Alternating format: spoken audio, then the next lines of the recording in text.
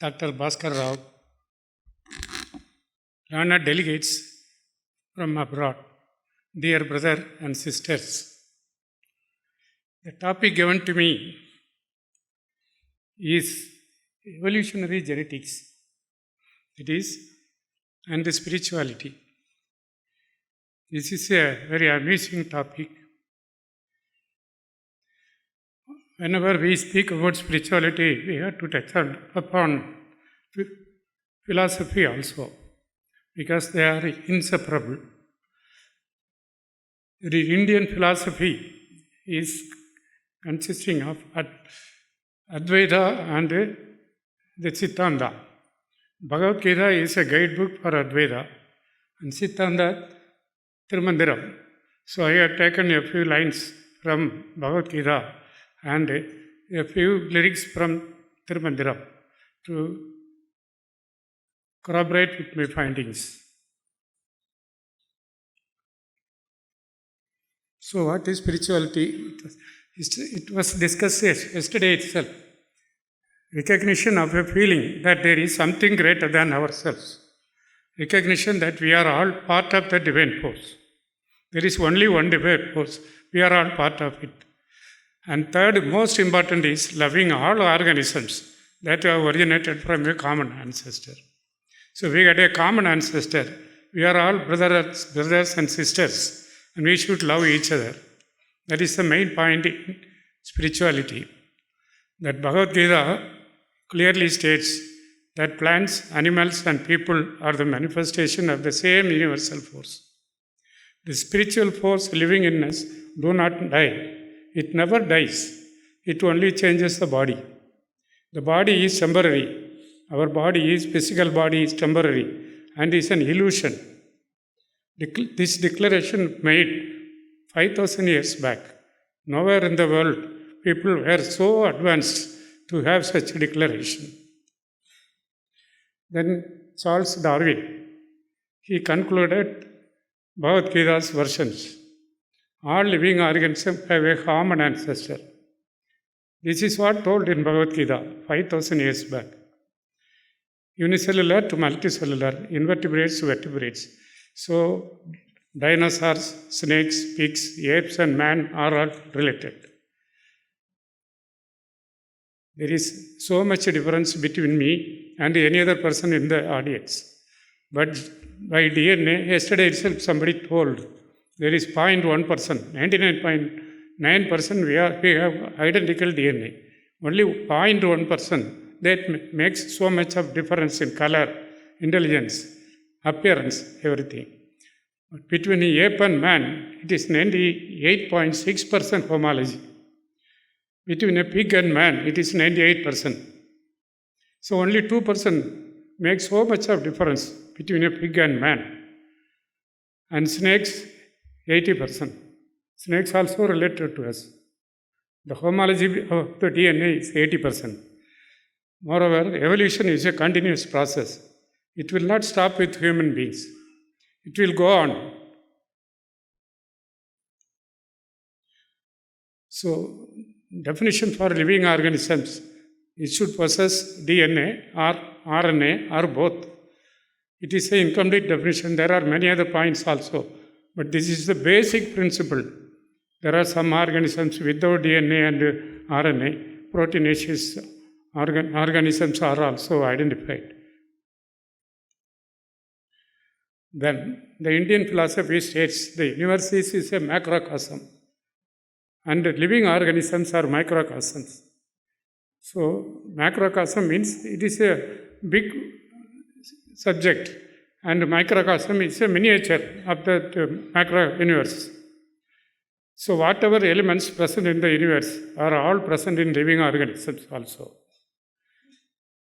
They said, Panjabhudangal, Andathil ulladu, Pindathilum ulladu. That is, whichever is present in the universe are all present in our body. So, these 5 matter are very important for the evolution of living organisms. One is air, water, fire, land, and space. The earth is divided from the sun.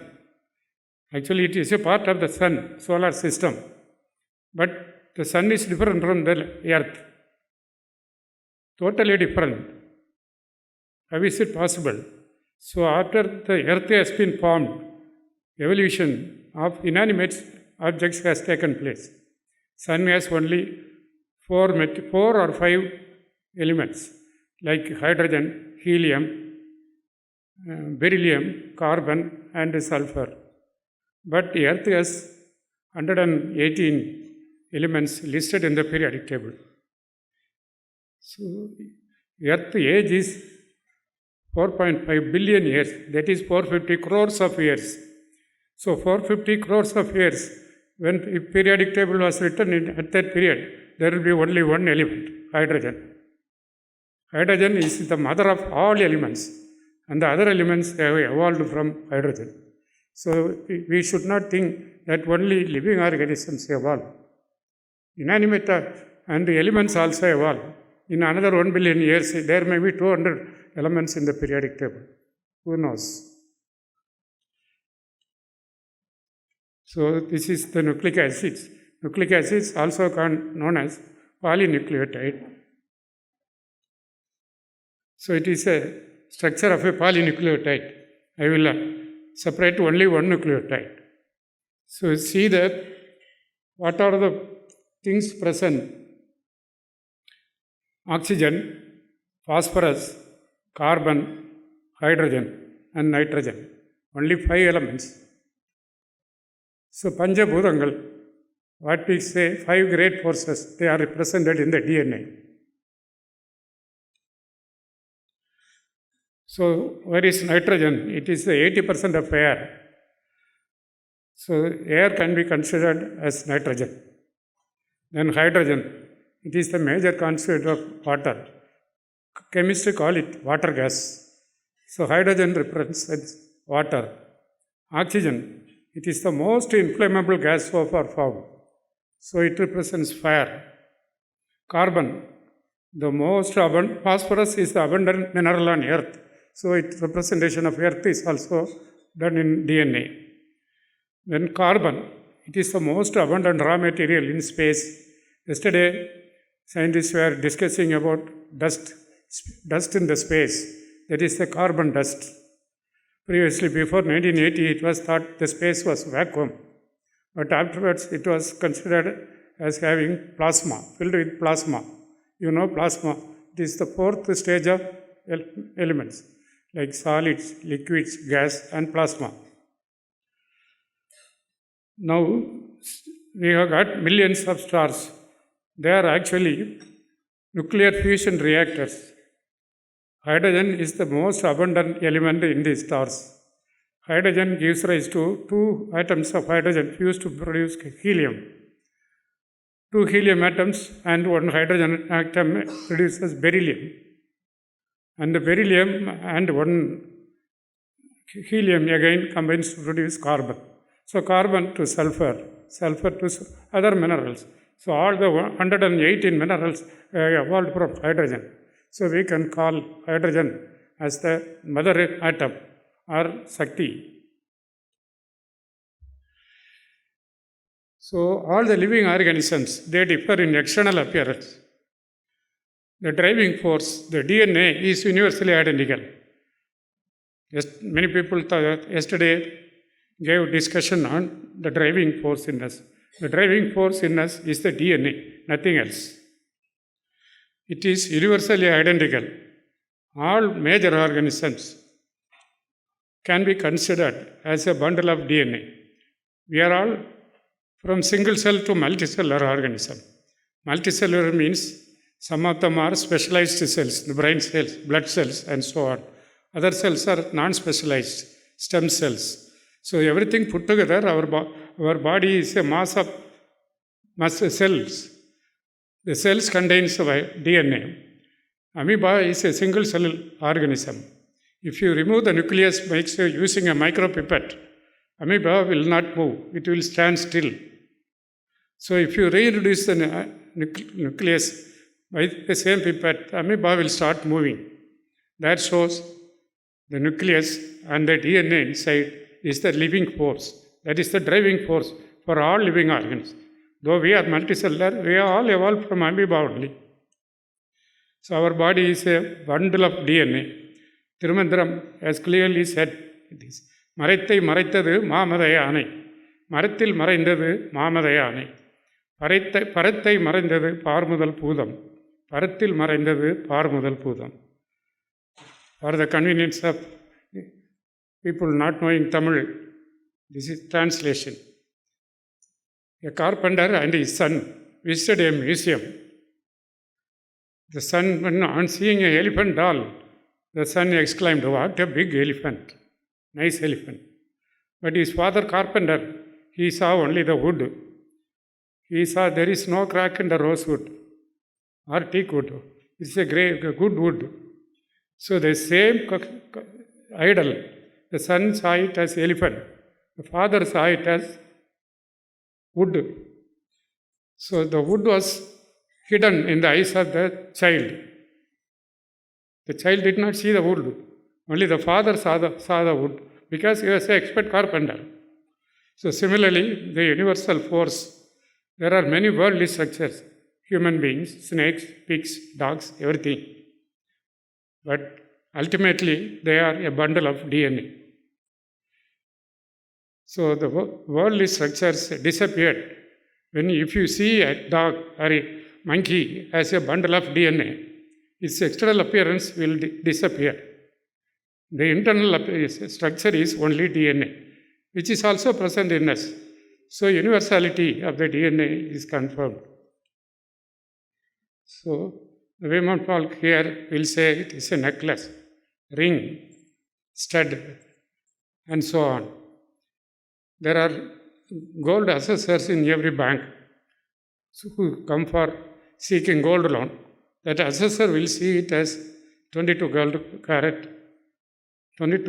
gold, 24 carat gold, or just a silver coated with gold. So he sees the right thing. The basic raw material is gold, but we can make any number of designs out of gold. So the basic raw material in all of us is the DNA. Nucleic acid. RNA organisms are also there, like coronavirus and the recent Nipah virus. These are all RNA viruses, but they are also nucleic acids. So gold is the raw material, but a common woman will name them by their external appearance, but a goldsmith will recognize all of them as gold only. When external appearance is an illusion. Today a woman can have a bangle. Tomorrow she will melt and make it as a necklace. So external appearance is only an illusion.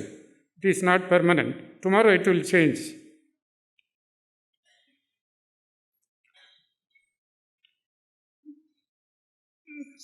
Most important point, all of them we have evolved from a common ancestor.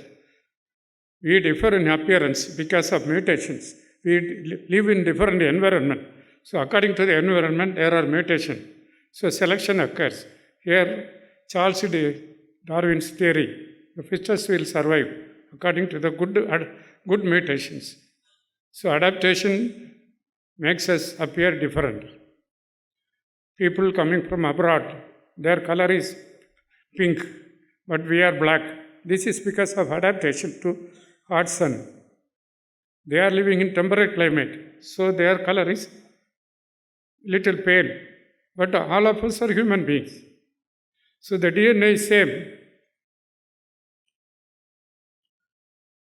So next thing, we all claim that God is omnipresent, but cannot be identified anywhere.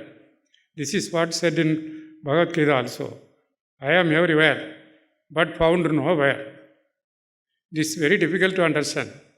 I am everywhere, but found nowhere. This can be explained on the basis of genetics. Ancestral chromosomes, our parents each give 23 chromosomes. And we have 23 pairs of chromosomes, 23 given by father and 23 given by the mother. They multiply, they give only one copy. They multiply into several billion copies. The multiplication is called semi-conservative method. So this is the division of DNA. The blue color is the parental DNA. The yellow color is the new strand of DNA, which is developing along the parental strand. Parental strand separates and the new strand develops. Ultimately, two daughter DNA comes. So now what happens to the parental strand? After the production of two strands, parental strand is not destroyed. It is somewhere.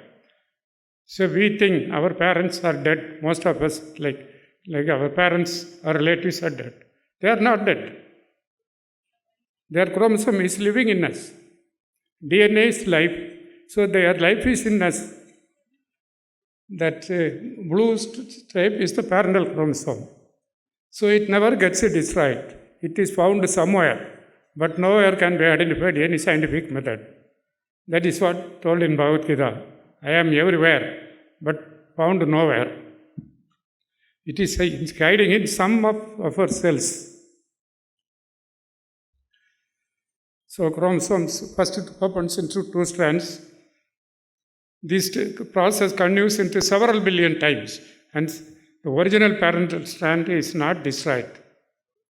So it is somewhere, but nowhere can be identified. It may be in the pituitary, or it may be hiding in our gonadal tissues, or it may be in the heart. Somewhere it is living. Nobody can dispute it, but nowhere it can be found. So this slide is not much of evolutionary significance. It is for the amusement of human. They are in majority here. So 70% of the world population believes that God created man. And afterwards, as an afterthought, He created woman as an amenity for man. Am I correct? This is the belief of 70% of the world population. But the Indian philosophy believes Shakti evolved first from the cosmic dust. What they yesterday showed, the cosmic dust. Genetics has now established the X chromosome, much elder is to the Y chromosome. There are many methods to prove this. It will take time for me to explain the technology to prove the X chromosome is elder to the Y chromosome. So female femininity evolved first. The simple example is hermaphrodites. Hermaphrodites are lower organisms having both sexes, both female and male sex. But it never behaves as female and male simultaneously. If a hermaphrodite, Tinius oleum, lives for 10 years, for the first 9 years it will live as female and produce only female gametes. In the fag end of its life, it will produce male gametes. That is why it is called hermaphrodite. But we know the ontogeny recapitulates phylogeny. Biologists know. So the phylum development just follows the development of the lower evolutionary development. So by this we can prove femininity is elder to masculinity. We can proudly claim that we are elder. Then Maya or the Advaita theory. It is well proved in genetics. Amoeba is a typical example. It is evolved 750 million years back, that is 75 crores. It propagates by binary fission. It lives only for 2 days, 48 to 60 hours. Afterwards, it will divide into two daughter amoeba. After cell division, which one you will call daughter, which one you will call mother? Both are daughters. After cell division, both divisions are daughter amoeba. There is no mother. So yesterday I saw this mother amoeba under the microscope. Today it is not there. It is not dead. Where it has gone. So death is an illusion.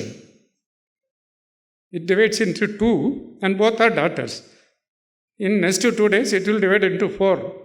So mother amoeba and daughter amoeba disappear from sight. They are not dead. But the granddaughters will be surviving. So the present amoeba, which we see under the microscope, is the same amoeba which we saw 750 millions of years back. So amoeba has no death. This is a single cellular organism. How can we say the human being, a multicellular organism, dies? So there is no definition for death in any biology book. I have searched diligently, I have searched. There is no definition for death in any biology book. They could not define. Medical textbooks define death of man as the unrecordable EEG, unrecordable ECG. But we cannot take on ECG for an amoeba. So how to define the death of an amoeba or a single cell organism? So death is a myth. Nobody dies. Amoeba do not die. Our parental chromosomes do not die. We transmit to our children. What are we? After all, what are we? We are a bundle of DNA. So I transmit to my children. They transmit to their grandchildren. So there is no end for it. External physical body may disappear. That is possible.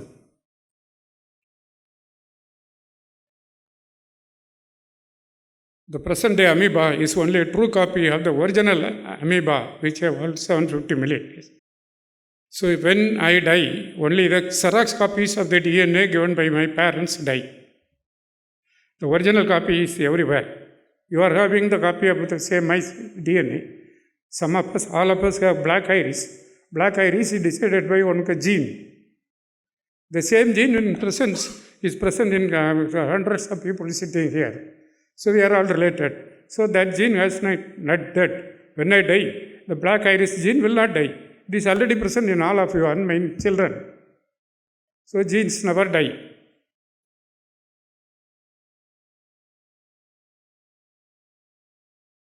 So is the amoeba, one parental amoeba giving birth to two daughter amoeba. So now what happened to the mother amoeba? Which we cannot see, but it is not dead. How will you explain it? So death is an illusion. When our body dies, only the Xerox copies of the DNA present in our body dies. The original DNA is everywhere. It will never die. That is called Maya, Advaitam. All are equal. Everyone has the same DNA. So this picture of Nataraja has many interpretations. Atomic scientists say it is an atom, and Tiruvasi around it is revolving around it. And people, space technologists will say it is a revolving planet or revolving star. So the NASA has kept this structure in their office entrance. But I will say it is a DNA dancing inside the nucleus. Why I am saying is, people think DNA is static. Here many experts of molecular biology are sitting. They know the breathing of the DNA. DNA, occasionally, it opens in between, then closes. Then opens somewhere, then closes. This is called breathing of the DNA. When you see under the electron microscope, it appears as though it is dancing. The breathing of DNA appears as it is dancing. So the DNA is dancing. So Nataraja is dancing. The outer membrane, outer circle is the nuclear membrane. I told organisms will not die. The DNA will transmit it. But the single organism can die. This is what is death. That is the stopping of the dancing of the DNA is the death. If DNA inside a cell stops breathing, so DNA also breathes in wavy movements. So if it stops breathing, that colloquially we call dancing. If a DNA stops dancing, that cell is dead. That when it will die, when the nuclear membrane is protecting the DNA, when the nuclear membrane gets damaged, so most of our chemicals, antibiotics, they destroy the cellular membrane and the nuclear membrane of the microorganisms. So when the nuclear membrane is damaged, the DNA has to come out into the cytoplasm. It has no other go. When it comes into the cytoplasm, our chemicals will act and kill the organism. Similarly, at the time of death, the nuclear membrane disintegrates and the DNA comes into the cytoplasm where it is digested by the enzymes called nuclease, which are abundant in the cytoplasm. That can be defined as death for a single organism, but not the whole body. Then universal oneness. As I told you, all organisms on Earth have evolved from a common ancestor. Evolutionary distance between them determines the genetic distance. A pig is totally different. A monkey is also different, but only 2% difference. A snake is 20% different from us. So it appears totally different. The genetic distance between ourselves decides the physical distance. But universal love towards all organisms has a great scientific basis because they are all our relatives. So loving other organisms has a scientific basis. So we know Ramalinga Avalar, he shed tears on seeing withering plants. Vaadiya pairai kanda podellam vaadineen. It is a great spirituality, second level of spirituality. I will say first level. What is first level? So this is normal animal cell. The red line is mitochondria. Everybody talked about mitochondria. The mitochondria is given by the mother. Father cannot give the mitochondria to the children because it is present in the ovum. The father gives only the sperm head. It does not contain mitochondria. So all our mitochondria, whether male or female, it has come from our mother. That is why Mother Goddess is called Shakti. Mitochondria is the energy house. Human relatedness can be tested by a simple test.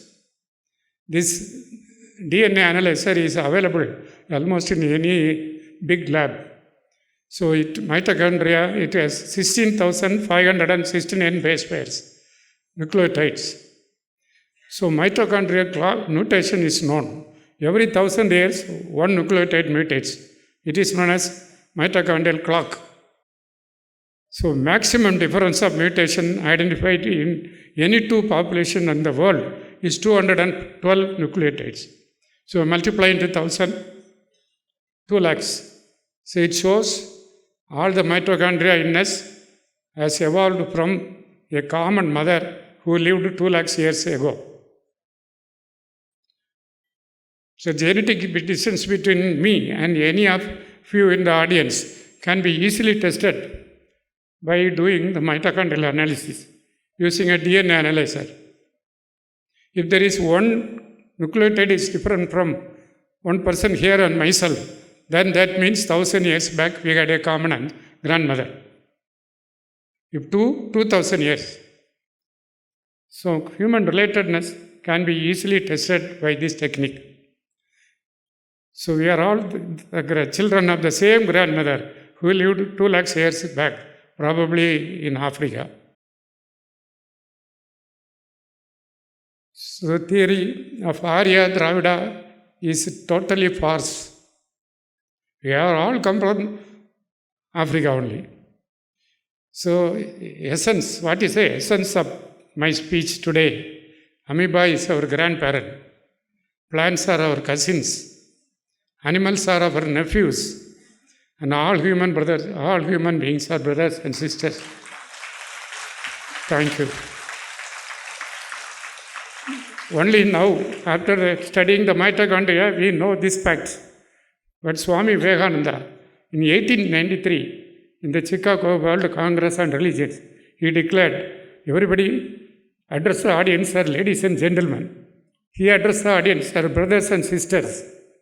Everybody was shocked. How can you say, we are all brothers, sister? You are a black person, we are white. How can you say, you are my brother? They questioned him. He had evidence from Upanishads. Our Veda and Upanishads gave him the knowledge to say that we are all brother and sisters. Today, that's why I also address you as brother and sister. Okay.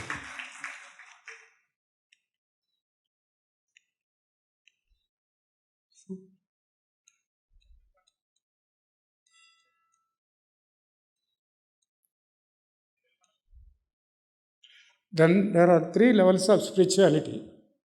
Level 1, all humans are brothers and sisters. That is proved by science. So the world, other religions claim that God created man and woman. And naturally, we are all brother and sister. So this is the Western concept. But level 2, all living organisms have a common ancestor and related to humans. So loving all of them, including a dog, pig, or a monkey, is a level 2 spirituality. And level 3, all living organisms and non-living organisms are all manifestations of the same universal force. This is the essence of Vedic religion. Not only living organisms, a rock, a clay, or any non-living organism, it is also one way related to us, because the earth has evolved 550 billions years ago. For 450 billions, 100 billions, it had no organism. Only 350 billions ago, that is 350 crores of years ago, the first bacteria appeared on earth. Man appeared only for the past 20 lakhs years. So, we have evolved from non-living substances. In my body, there is enough gold. 0.22 milligram of gold is present in all of us body. Then copper is 70 milligram of copper is present in our body. So similarly, trace elements, vanadium, manganese, magnesium, all elements are present in it. We have evolved from this non-living matter. So non-living matter is also in one way related to us. So any person recognizing this will reach the 3rd level of spirituality and will become a Jivan Muktar. What we call Jivan Muktar. We consider everything as same. Whether it is rock, clay, or man, or monkey, all are same. I think Mahagavi Bharadiyar is a Jivan Muktar. He said, Kakke Gurivi Engal Sadi, Nil Kadal Malayim Engal Kutam, Nokum Tese Ellam Nam and Verile. Everywhere I am. So he is the great sage. Crows and sparrows are our kings. Seas or mountains are our clan. Wherever I glance, I see only myself. Wherever I look into the notice board or into the audience, I see only God. That is the ultimate level of spirituality. Then, when you talk about God, Thirumandiram, who is God? Anbum Sivamum Rendanbar Arivilar. Anbe Sivamavadu Arum Arivilar. Anbe Sivamavadu Arum Arindavin. Anbe Sivamai Amarndirpare. So, English translation. The ignorance will preach that love and God are different entities. I am not saying God is love. That is a total different meaning. If you say God is love, that is a different meaning. God has created this world. Naturally, He has to love His creation. He cannot hate His creation. So ignorance preach love and God are different. They never know that love is God. Anyone realizing that love is God, thereafter will live with godliness. That there is no separate God anywhere. I will not ask a cricket player, where is God? Because he will, after cracking a century, he will raise the bat and look upwards, thinking somewhere hiding behind the clouds, there is a God. No. So many satellites we have sent to Mars, Moon and Sun. No satellites have detected any abode of God anywhere in the space. God is not in the space. God is present in all of us. Again, Bharadiyar, Pagavana Karulwai Nananje, Pagavana Karulwai. Oh my God, oh my good heart, show mercy to my enemy. He has not requested God to show mercy to his enemy. God may heed to his request or may not heed, but he can show mercy to his enemies. It is in his hands. So loving his enemy is in the hands of human beings. So I thank everybody, all of you, As my sisters and brothers, I thank you once again for the patient hearing. Thank you, Ayya. That's a very moving speech. If amoeba can have Maranamilla Peduvayu, why can't we?